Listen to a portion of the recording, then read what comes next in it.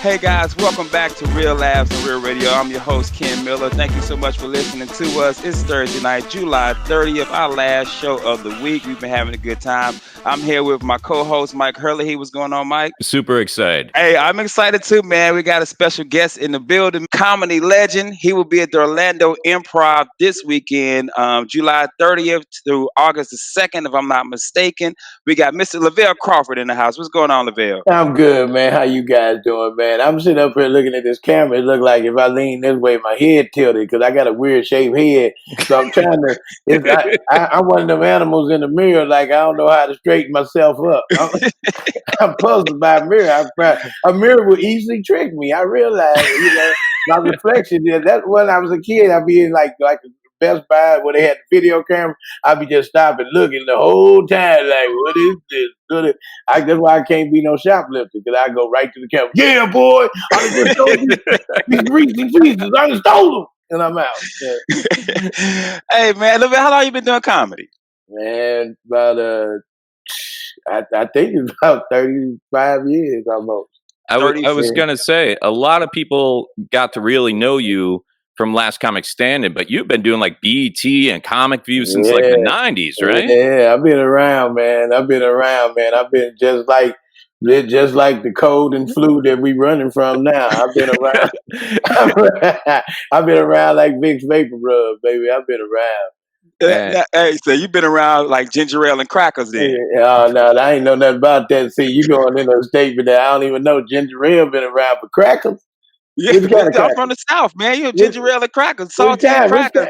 Saltine? Okay, yeah. well, saltine. Hold on, what crackers you thought I was talking about? Well, they got Ritz. You got your Ritz. You got a bunch of them. You got a bunch of crackers out there. You got the butter. You got the buttery one from Keebler. And he talking about that cracker. I would never call you a cracker. I appreciate that.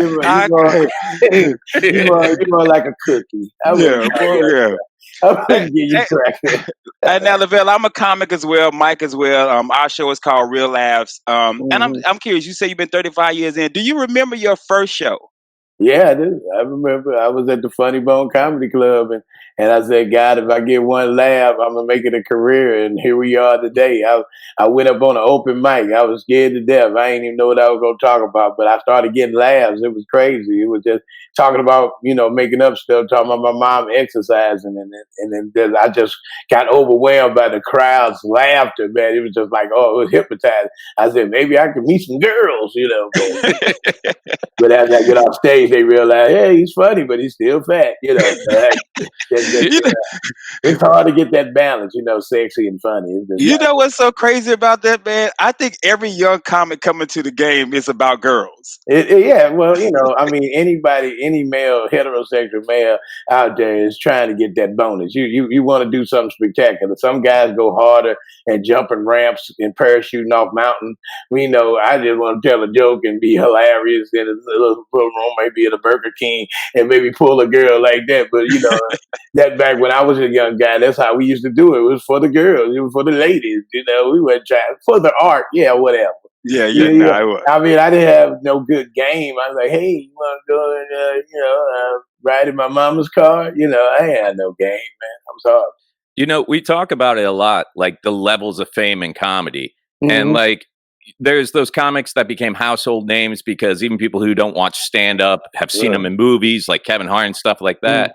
But when it comes to just like that level that you've gone to where you can't go to a comedian, open micer or road warrior guy that hasn't heard your name. Right. How long has that been going on? Like, because I say that not just because Last Comic Standing got you some notoriety, but because clubs love you. Like they adore you. Like when you don't do a weekend at a club one year, they take a financial hit because the crowd you bring out. Yeah. How did you get that kind of following for live shows? I did it the old hard way, like a coal mine. There wasn't no internet. It wasn't no, you had to go out there and get your hands dirty, man. Kill a few people. What I'm saying? Yeah, I mean, you work hard. I mean, back like the Soprano days. That guy in the trunk, he tells some jokes. And you become a staple. And I really just traveled, man. I got on that road, man. And I mean, and that's the thing, the ambition. I mean, you could get that little I say the internet fame and all that, and then the TV fame. A lot of your comedians, if you look back in the day, most of them probably did 15 years on the road before they got Carson. You know, 15 years on the road before you got any kind of TV notoriety or HBO special. That guy had been doing it probably 25 years before he got his first HBO special. Now these young guys come along, oh, he just done it. Hey, I did it 8 months. And now Yes. I'm Yeah. a star. I'm like, yeah, we're going to see how long that star lasts, you know. And I'm a flash in the pan kind of guy. If you want to, like, y'all call me a legend, which I'm glad I'm alive because most of the time you're a legend. It's over. Hey, Tail presents Comedy Sellers, Lavell Crawford, the great Lavell, you know, Yeah. unsung and stuff, but, you know, able to still be alive and still see people that watched you when they were little kids, you know, it make you feel old, but it's also a great feeling that, you know, I put my mark down and I just drove, man. I got out there and I hit the club and I left a good rapport. You know what I'm saying? I was funny and I went out there and self-promote. I mean, I was out there passing out flyers after the show. I made my own flyers up and going out and pumping the shows. And I think that when you take it, you use it like a business, you know, you turn it into business because Freddie DeMarco in Columbia, Missouri told me, he said, yeah, it's one thing to be funny, but you got to take the business of show and turn it in. You got to make it business. You got to get out there and make it a business. You can't just come up and be funny because there's a lot of people out there funny. But Yeah. are they working on their brand? And I built my brand the hard way.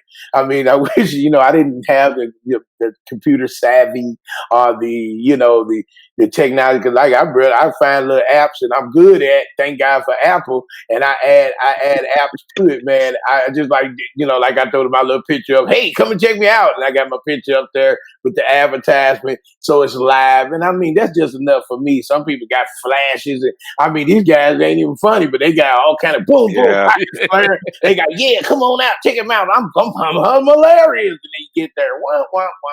Where me, you know, mine is basic, but when you come and see me, I give you, man, you know that Las Vegas show. You know, I give you the funny. I bring it to you, and I'll go hard on stage. And I think that's another thing. It's one thing you being funny, but it's another thing when you're on that stage and they see that you love it. It's like I just did. I was in St. Louis, you know, being a comedian. Right now, you talking about COVID, everything is crazy because, you know, but I'm from St. Louis, you know, it's a rough city. You know, I don't know. All of a sudden, everybody hit me up with messages. I was saying, come on, man. I mean, it's incredible how, you know, when you get important when you're doing something important, you know? Yeah, yeah. When you're just chilling, like Right, nobody bothers you, but as soon as you get to right. doing something, it's message call, message call, message call. Yeah. Exactly. They start cutting the grass, vacuuming the floor. The dog all of a sudden gets an alert. He wants to bark. What's going on, boy? Is somebody breaking in the house right now? You know, Look, but Lavelle, I'm curious, man. I'll ask you something. I know you're 35 years in the game. I'm at 14 myself. Myke, you're at like 10 or 11. Mhm. Are you trying to get into sitcoms, or you just happy to be a role warrior? I ain't trying. I've been in a few. I've been on everybody else's. I haven't had my You know own. what I'm saying? That's your own. Have you ever pitched Uh, your own, and you're trying to get your own? man, Is that something in the man, works? 35 years again. I done pitched everything. You know, I didn't. Yeah, I mean, yes. I mean, you try and you know, and like I said, you watch Seinfeld. You ever watch Seinfeld when he Mhm. pitched his show? You know, and it was a flop on his Mhm. show, which was very smart. How he made it a flop, like it wasn't a super success. So Mhm.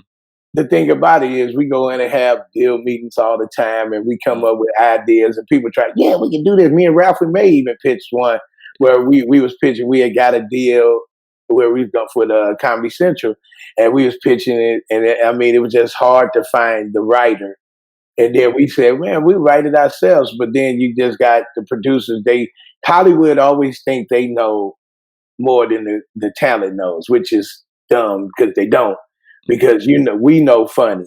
That one thing somebody told me, my daughter was saying it the other day, you can't invent funny. Mhm. Funny comes naturally. And when comedians write, our audience knows what we're talking about. So you have to just let us be. That's why Roseanne was so powerful. Right. That's why, you know, Brett Butler was powerful because when she set a precedent, no one can stop him. You know, Bill Cosby. I mean, how, you know, before all the after before they found all the truth about him, Yeah. all the good old drugs. I mean, this guy solidified himself in the comedy game where, Flip Wilson, you think about Red Fox, everybody that had a sitcom, when they just let them be them, it was just, it was a moniker. And I think, time presents itself. I mean, I've been on some great things. I've been like Breaking Bad, Better Call Saul. I've done movies. I've been working with the great Adam Sandler. I did Ridiculous Six, and I just did a Hubie Halloween that will be out this year. Workaholics, Aqua Yeah, Teen Hunger. yeah, Your yeah, voice ends up on a yeah, lot of stuff. yeah. A lot of cartoons, and the thing about it is, I'm writing a cartoon now. About myself. Just being a kid. Showing. Because I got inspired because I used to be a Cub Scout. I used to do all these things, and I said, and I want to call it. Not black things, that I used to do. Because yeah, you don't have a lot of black kids here. I remember when I was in the Boy Scouts, nobody. Yeah, we didn't do that. We didn't do that And at my all. brother, I mean, man, you old punk doing in the Boy Scouts. I said, Yeah. my mama made me go, and I had the Boy Scout build. I was a little chunky kid, and I had the nice little pockets and the little thing on, ready for molestation. Yeah, man, we got Lavell Crawford here. Lavell Crawford will be at the Orlando Orlando Improv all weekend, July 30th to August the 1st. You going to Disney World while you're here? You gonna go to Disney World? I've been there, done that. It costs too much, I've been there, done that. I've been to Florida several times. And if my son come, we might go. And I'm mad because now I done lost a lot of weight. Now I can fit on the ride. I used to be sad that like, oh, I can't get on. I didn't really want to get on, and now I can fit them. And when I was on this, went to the one.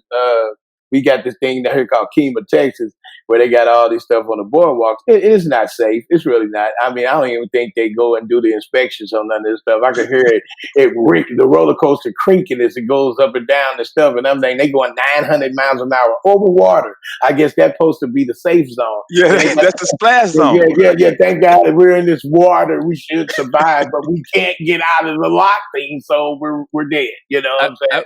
I was going to say, you just brought it up. You lost something like 100 pounds between Breaking Bad and Better Call Saul, right? Yeah, I lost 180 pounds actually, man. Nice. I dropped dramatically because of life. I spent half my life as a big guy, and I miss some of it because right now during this lockdown, I would have been king. You know what I'm saying? You got Postmates, you got Grubhub. You ain't got to leave the house. You know how embarrassing it is to order 15 pieces of chicken, in public. I wouldn't even have to leave the house. Yes, 15 people. I have a party here. I need to. They don't know. They get there and party one. They don't. I've been a man. I would have been a man now. I lost this weight prematurely. You know what I'm saying? Man, we got Lavell Crawford here, man. Lavell Crawford will be at the Orlando Improv this weekend, July 30th to August 2nd. Lavell, a friend of mine, I have to tell you this, Gerald Childs, went to college with you. Oh yeah, chill. Oh yeah, is a friend of mine. He told me to tell you hello, and every time you're in town, he's like, "Tell them I say hello." I say, "I don't work with them every time because right. comedians they think we know every comedian." Yeah, like we all just hang out and hold hands and we share the whole comedy mic together. Yeah, people. Little Lemon. He does comedy too. I said, Charles, he full of crap just like me. You know him? So people think that we all together, but yeah, I know, Chill. We went to college together. He had that curl. He had that dramatic curl. It was real wavy and kind of. You thought he was black and Puerto Rican. And I believe it because he's a super chill guy. But before we get up out of here, man, anything you want to promote to let everybody know about? Well, I'm gonna ask you something. I see they're gonna be checking temperatures and coming in the comedy club. I seen your whole little spiel about the comedy improv, and I was thinking to myself, now I hope you do it inside because I know Florida is just as hot as Texas. Your temperature's 108. Really? Come on, man. We outside. Everybody 100. Everybody 100. Yeah, man. We're checking temperatures, man. We're gonna make sure you gotta gonna be wear inside. Inside. It's gonna be inside. Yeah, inside. Yeah, you'll be inside, standing in line, and we're Okay, social and the thing distance checking about it, out. they please take their mask down so they can breathe and live through the Yeah, no, laughter. we won't check your temperature outside. I want It's people to too pull damn your hot. mask down and laugh. I be seeing people and put it and then put it back up. Come on, man. If you can't breathe, why are you killing yourself? You know what I'm saying? I like the face shield, like you welding. At least you laughing like you're on a spaceship. But promoting anything, you can check my website out, comedianlavellcrawford.com. Hit me on Instagram. I got 2 books I'm writing. I wrote a comedy book, Comedy Guide to Stand Up. And I get a lot of comedians always ask my advice. So what I did was it's really like a pamphlet. I don't like writing the long stuff because it's a lot of jargon and people are like, oh, so when you stand on stage, make sure you're flat footed. I don't do all that. Basically, first part of it is called "Get Your Ass on Stage," but it is basically, if you want to do it, you got to go out and see it and stuff. So I wrote that book. It should be out probably around September of this fall. I have a children's book. My son is doing the illustrations for it called "Fishing with My Big Daddy," because one of my first major loves. I love my family first, but fishing is just like, if I could make a living in fishing, I would have been hell with this comedy. You know what I'm saying? But it's not as lucrative as I want it to be. But I love fishing, and my granddaddy was an inspiration. So what I want to do is just talk about that. I got another one is talking about fathers. That's the next one. So, I'm doing that. I'm just, I'm working on a billion things like that. And I wrote a movie. Hopefully me and David Mann can get together on this movie. It's called The Pool Pit, and basically it's just about these 2 aspiring preachers trying to get mega churches.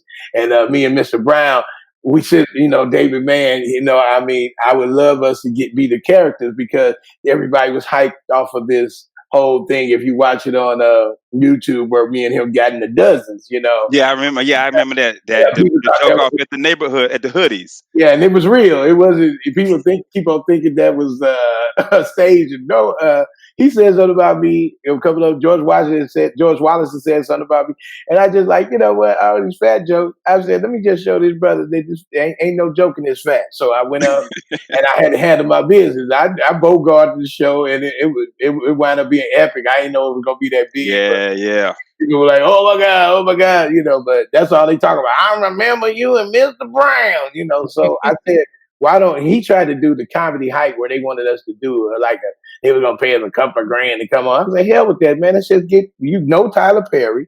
Let's get this movie going. So that's why I'm telling everybody in every interview, I speak it in existence so we can get this sucker going, and Nice. It would be hilarious where we could do that whole little thing again, where we can fight all through the movie, and it would be hilarious, and I think that I said it's too much money to be made to just wasting our time doing something on somebody's little magazine. You know what I'm saying? So. True.